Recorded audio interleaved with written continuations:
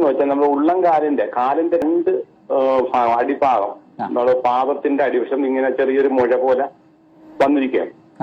രണ്ട് കാലിലും വന്നിട്ടുണ്ട്. പക്ഷെ നന്നായിട്ട് വേദനയുണ്ട്. അതുപോലെ തന്നെ ജോയിന്റ് വേദനയും പിന്നെ ഈ തൊലിപ്പുറത്ത് ഇങ്ങനെ ചൊറിച്ചിൽ പോലെ വന്നിട്ട് അവിടെ കറക്കുന്നു പാട് പോലെ. അത് ഈ ഡയബറ്റിക്കിന്റെ ആണോ അല്ലെ സ്കിന്നിന്റെ വല്ലതും ആണോ എന്നുള്ള ഒരു ഡൗട്ട് കൊണ്ട് ഞാൻ വിളിക്കാം.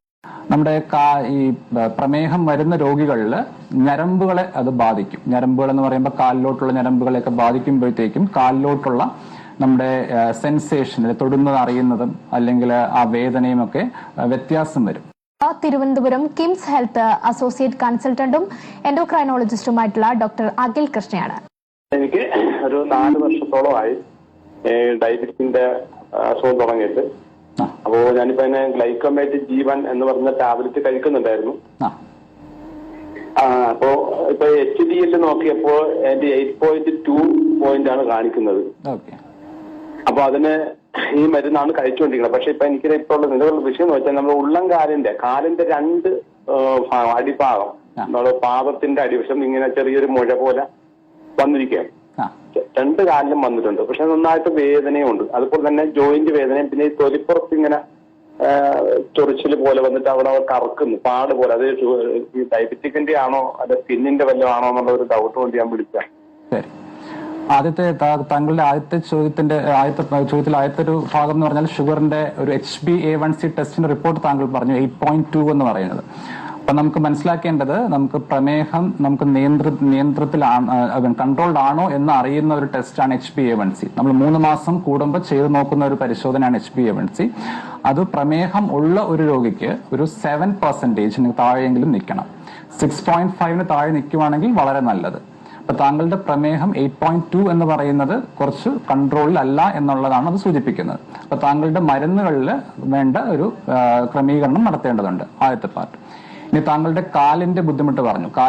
കാലിന്റെ പാദത്തിന്റെ അടിയിലുള്ള ഒരു ചെറിയ മുഴകൾ പോലുള്ള സാധനം ഞാൻ കണ്ടാലേ എനിക്ക് കൂടുതലായിട്ട് പറയാൻ പറ്റുള്ളൂ. മനസ്സിലാക്കുന്നത് നമ്മുടെ ഈ പ്രമേഹം വരുന്ന രോഗികളിൽ ഞരമ്പുകളെ അത് ബാധിക്കും. ഞരമ്പുകൾ എന്ന് പറയുമ്പോൾ കാലിലോട്ടുള്ള ഞരമ്പുകളെയൊക്കെ ബാധിക്കുമ്പോഴത്തേക്കും കാലിലോട്ടുള്ള നമ്മുടെ സെൻസേഷൻ, തൊടുന്നത് അറിയുന്നതും അല്ലെങ്കിൽ ആ വേദനയും ഒക്കെ വ്യത്യാസം വരും. അപ്പോൾ താങ്കൾക്ക് ആ വേദന ഉണ്ടെന്ന് പറഞ്ഞാൽ പോലും ചിലപ്പോൾ അതിനകത്ത് കുറച്ച് വ്യത്യാസം ഉണ്ടാവാം. പരിശോധിച്ച് നോക്കുമ്പോൾ അത് മനസ്സിലാവും.